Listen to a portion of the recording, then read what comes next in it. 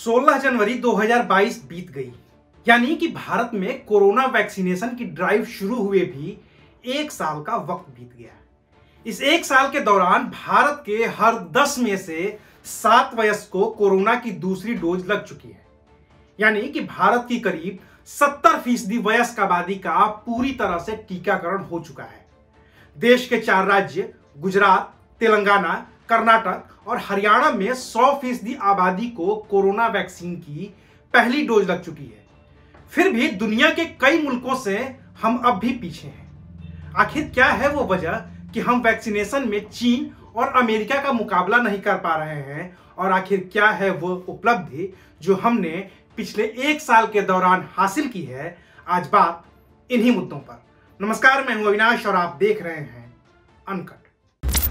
भारत में अभी तक के टीकाकरण का कुल आंकड़ा है 157 करोड़ 20,41,825। इनमें से पहली डोज का आंकड़ा है 87 करोड़ 50,42,352। दूसरी डोज का आंकड़ा है 65 करोड़ 80,18,545। प्रिकॉशन डोज का आंकड़ा है 44,48,183 और 15 से 18 साल की उम्र के बच्चों के वैक्सीनेशन की पहली डोज का आंकड़ा है 3 करोड़ 45,32,745। यह हमारा 1 साल का हासिल है। लेकिन अगर अपने पड़ोसी मुल्क और भारत से ज्यादा आबादी वाले देश चीन की बात करें तो वहां पर करीब 87% आबादी को कोरोना की पहली डोज लग चुकी है, जबकि करीब 84% आबादी को वैक्सीन की दूसरी डोज भी लग चुकी है। और इस मामले में चीन भारत से कहीं आगे है। अमेरिका में तो 75% आबादी को पहली डोज लगी है, जबकि करीब 62% आबादी को दोनों डोज लग चुकी है। ब्रिटेन में भी 76% आबादी को पहली डोज और करीब 70% आबादी को दोनों ही डोज लग चुकी है। लेकिन अगर हम दुनिया के औसत से भी तुलना करें तो भारत बेहतर स्थिति में है। दुनिया में करीब 60% लोगों को कोरोना की पहली डोज लग चुकी है।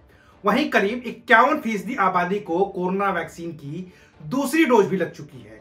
लेकिन अगर बात अपने यहां की करें तो अपने यहां करीब 91% वयस्क आबादी को कोरोना वैक्सीन की पहली डोज लग चुकी है। करीब 70% आबादी को कोरोना वैक्सीन की दूसरी डोज भी लग चुकी है। और इस मामले में हम दुनिया के औसत से कहीं बेहतर हैं। लेकिन अब भी भारत अपने लक्ष्य को हासिल नहीं कर पाया है।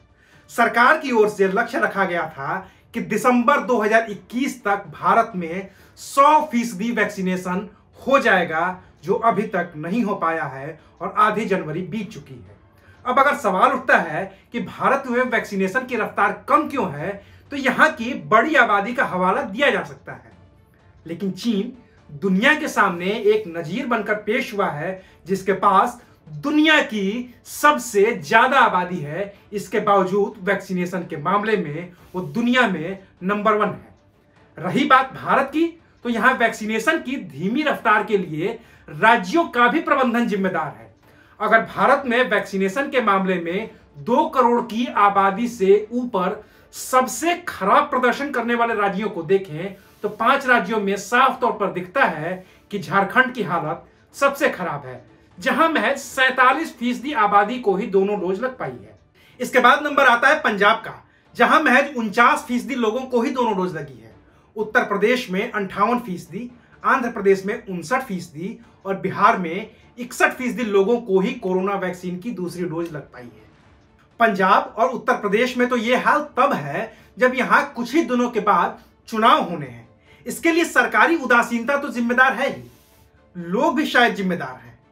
वैक्सीनेशन ड्राइव शुरू होने के 1 साल बाद भी बहुत से लोग हैं जिन्हें वैक्सीनेशन से डर लग रहा है, उसका साइड इफेक्ट से डर लग रहा है। जबकि इस 1 साल के दौरान यह पूरी तरह से साबित हो चुका है कि कोरोना का टीका पूरी तरह से सुरक्षित है। सरकार इसके लिए कोशिश भी कर रही है कि लोगों के दिलों से डर भगाया जा सके।